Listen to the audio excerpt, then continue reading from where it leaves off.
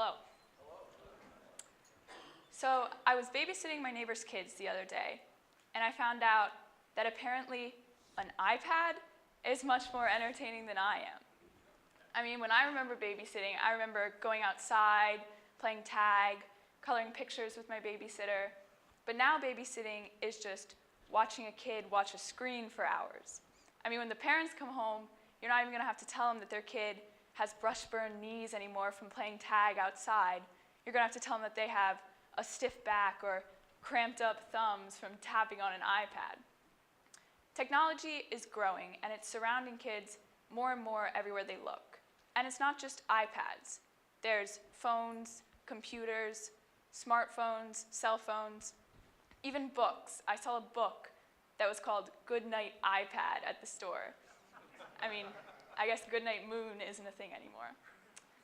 But this technology sometimes may be good for a parent or a teacher in school or a babysitter like me because a kid can shut up for hours on it. But in the end, it's a real problem because it's crippling their ability to be able to interact and socialize with others face to face. And I don't only see it in kids. I see it in kids, teens, and adults. And that's why it's such a big problem.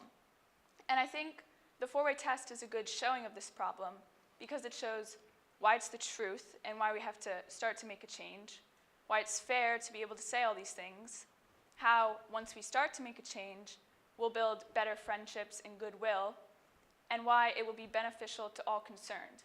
Because if no one starts to speak up and make a change about it, we're just going to become a bunch of people who sit inside all day hooked up to a phone or a computer. One of the questions of the four-way test is it the truth? Walk into a school cafeteria and you'll see why it's the truth. You'll see the majority of the kids on their phone, even computer, checking one of the many infamous Snapchat, Twitter, Instagram, or Facebook. And it amazes me at how many kids choose to look at what other people are doing on social media rather than to see what the people right in front of them are doing and how their day went. We would build much better friendships together if we put down our phone and started talking instead of texting. Because when we sit on our phones and use it as a replacement for socializing, it really shows when we try to talk face to face. And I see this every day with kids, body language, how they can't maintain eye contact and they always shrug their shoulders, and also personality with like the overuse of like and I don't know. So we just have to stop texting and start talking because it would be much more beneficial and we could build better friendships.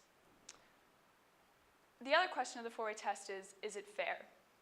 And I think what makes it fair is the fact that I'm guilty too. There was a survey done by MIT that ranked cell phones as the #1 invention that we hate the most but can't live without.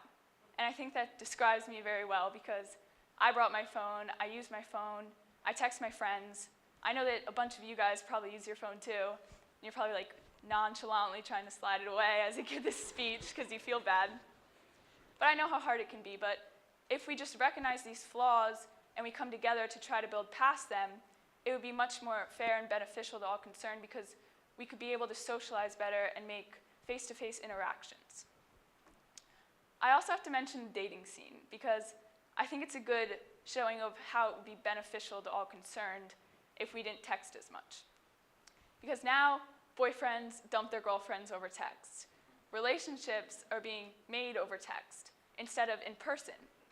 But if a boyfriend can't talk to their girlfriend about serious things in person, how are they going to talk to their boss or their coworkers about serious things in the real world?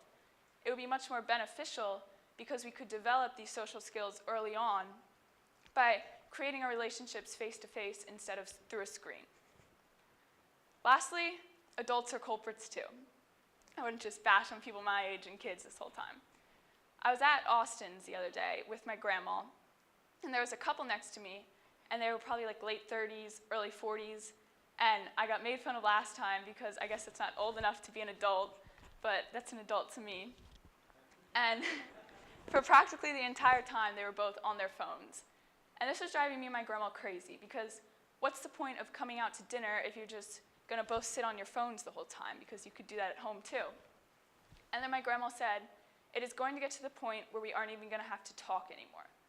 And this kind of scared me because I know it's the truth about our generation. We're letting phones and technology replace socializing at dinner.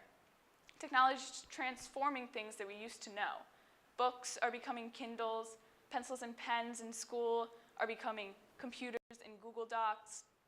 Board games are becoming video games. All these things may seem great at first, but in the end, they're really crippling our ability to interact as a society. At the end of the day, other people are what we have to depend on, not technology. We need to encourage kids not to use iPads and instead go outside and make memories with other people. We need to encourage teens my age to put their phones down at lunch and talk to their friends. We need to encourage adults to put down their phones at dinner and socialize instead. Because I've learned that you can acquire so much more knowledge from a stranger or even talking to someone you know than you could ever look up on Google. At the end of the day, other people are what we have to live. Other people are what we have to depend on, not technology. Other people are what allow us to truly live. Technology only helps us with simple daily tasks, and the other people are what allow us to get through life and just experience life better. And we can't allow technology to keep us from living. Thank you.